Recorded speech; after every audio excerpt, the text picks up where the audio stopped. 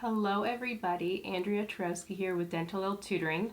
In this video, I would like to talk to you guys about how to kind of handle your first interview, okay? As a new dental hygienist or even as a new dental assistant, you probably have no idea what to expect. And even if you ask other people what their interview was like, every office is different, okay? Now, admittedly, I haven't been on a lot of interviews. I was a dental assistant first, and I believe not the first interview I had, but the second interview I did get the job. And then I was working in the same office for 13 years. I left that office to go to another office closer to home. So my last interview was about 6 months ago, and that was the first interview that I had since then, and I got the job after that too.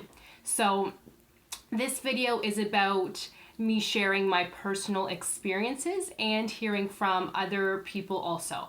So first and foremost, you might be asking, well, what kind of questions do they ask? At these interviews, it is actually very, very easy. They do not ask you any tough, perio questions or like any dental hygiene types of questions. The things that they ask you is, why do you want to work here? Plain and simple questions like that. So you may be thinking, well, what do they want me to say? Well, be honest, but I also do say to look at the office. If they have a website, look at that before you have the interview so that you can see sort of their mission statement. You can see how many staff they have. You can sort of get a feel for the office that way. Like, as a good example, if their mission statement is, something like, we care for every patient like they're our own family. We want you to be as comfortable as possible, that type of a thing. So if that's what they say on their website, then to answer that type of question where if they ask you, why do you want to work here? Say something like, because I was looking on your website, your mission statement hit home, you saying that you treat every patient like family is what I want. I would like to find my second family, so to speak, because we all work a lot. So if I'm looking for something full time, I want it to be like my second family. I want to treat patients like my second family, things like that. So try to tie in the office. And trust me, if you say something like that, you will probably be the only person saying that. So if they're looking at, say, you and another person, they will always think, well, you know what? In the interview, she said that she looked at our website. She paid attention. She did her research. So let's pick her over this other person who just sort of said things that anybody else could say. So try to think and look outside of the box. Another thing that people like to ask you, which tends to actually stump people, is what are your positives and what are your negatives?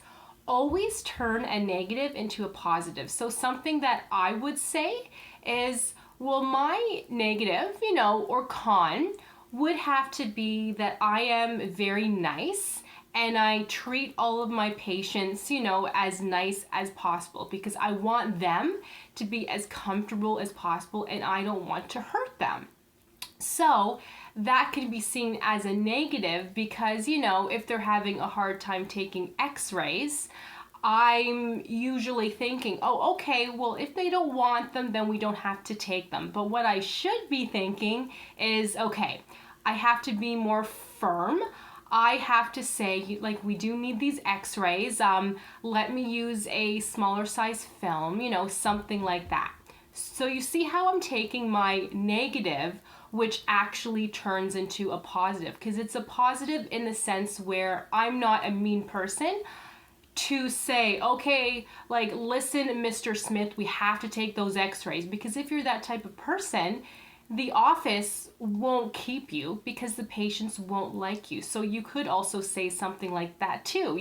Say, I see how me being nice could be a negative, but I want patients to like me. I want patients to want to come back. But I do have to be more firm, with the patients. So still be nice, but be firm. And that's something that I'm working on. So you're not saying, oh, well, I have to come up with a negative. I don't really have any because I'm perfect in every single possible way. You know, you can't say that. You should come up with something. So even if all of you who are watching the video now use that as your negative, trust me when I say it is seen as a positive, and the office will love you for it. You know, some of your positives could be, you could say something like, I'm a team player. I don't mind helping out. You know, if the assistant needs help, I am more than happy to help her, because if I ever need help down the road, then I would want help too. I have no problem stepping in, you know, answering the phones if needed, you know, just things like that. So think of sort of all of your positives. Of being a new dental hygienist or a dental assistant, you know, they may ask you things like, well, you haven't had real world experience yet. How can you help us? You know, why would we hire you over somebody else who has, say, 10 years experience? This is your perfect answer right here, okay? Say, well, I don't have any real world experience yet, but that also means that you can train me how you want, because I don't know what else to expect, because I don't know what's out there. I have a lot of experience in school. I saw some difficult patients, you know, say that. But if I start here, you can sort of teach me and train me exactly how you want, and I won't know how to do it any other way. Plus, I am more than excited to learn. So, you know, it just sounds, you know, awesome, because trust me also when I say there are certain dental assistants and dental hygienists out there that have 10, 20, 30 years experience, but that's not necessarily a good thing, because those people say, well, I have worked a long time, so I don't want to work evenings, I don't want to work weekends, this, and this, and this. And that's okay, but they will hire you over them if you simply say, like, I am willing and I am happy to work. So you know what? Evenings, weekends, that's okay, because I am more than happy to show you that I'm awesome and that I'm good with patience. I'm a team player, you know, things like that. Like, I know when I first started, I worked full time. I worked Saturdays. I worked 2 evenings a week. Did I love it? No. But I was making money, and I was so excited because I worked hard in school. So I was like, I don't care if I have to work evenings, weekends, whatever, because I would like to show them that I'm new, but that I want to learn as much as possible, because now is your time to learn as much as possible. In a year from now, you could say, well, you know what, I don't really want to work Saturdays anymore, or maybe only 2 Saturdays a month. That's kind of hard for me, but now is your time to work the Saturdays and the evenings. Trust me, you guys, because, well, why not? Now is the time to make the money, to get the experience, and to work hard. Now let me think of other questions. Those are kind of the main questions. As silly as it sounds, they may ask you something like, well, tell us a little bit about yourself, you know, and then you may be saying, oh geez, like, what am I supposed to talk about when they ask me to tell them about myself? So add some personality into it. Say something like, well, you know what? I've been in school for the past 2 years. I didn't have much of a life, so to tell you about myself is a little bit hard, because for the past 2 years, all I've been doing is studying and studying and studying some more. But you know what? Like, I just love the dental profession. I'm excited to get started. You know, something like that. If they ask you, let's see, what else might they ask you? Those are kind of the main ones. But I should say, for your interview, make sure to put on something nice, okay? Because I have seen it so many times. We were hiring a dental assistant a while ago, And so many times people would show up in leggings, they would show up in like a tank top and a sweater. That's what they wore for their interview, and that's not very professional. It's not. Put on some nice pants, some nice black pants, whatever. Put on a nice top or a nice, sweater. Put on a necklace, put on some makeup.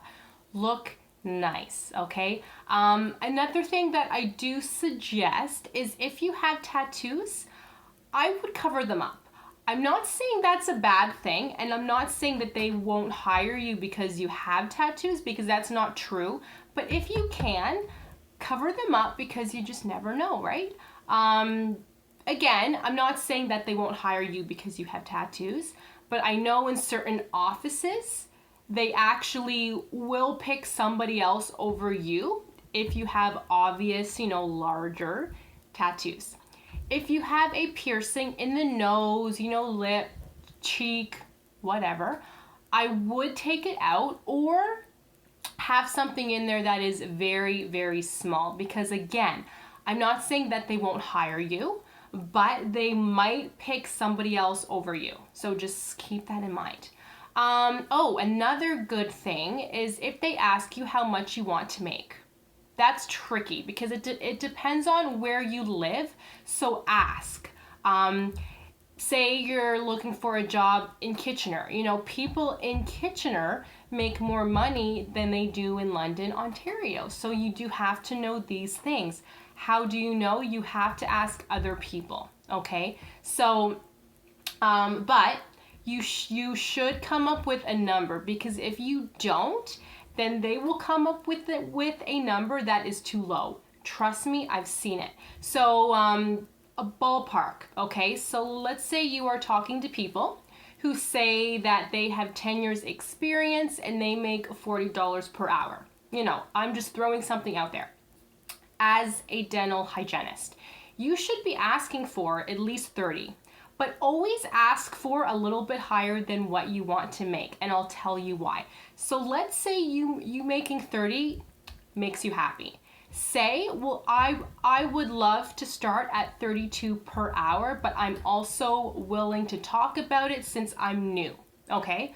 Always say that. Or even if you're not new, say, well, I would love to start at 35 per hour, but you know what, since I'm new here, I would still be willing to talk about it, and then see what they say. But don't accept anything too low, because there are offices out there who will say, well, we'd like to start you out at 20 per hour, and then in 3 months we'll talk about 30 per hour or something, right? Who knows? No, don't start too low. So before you have the interview, you should have an idea of what's low, what's a good number, what's high, things like that. So just ask around.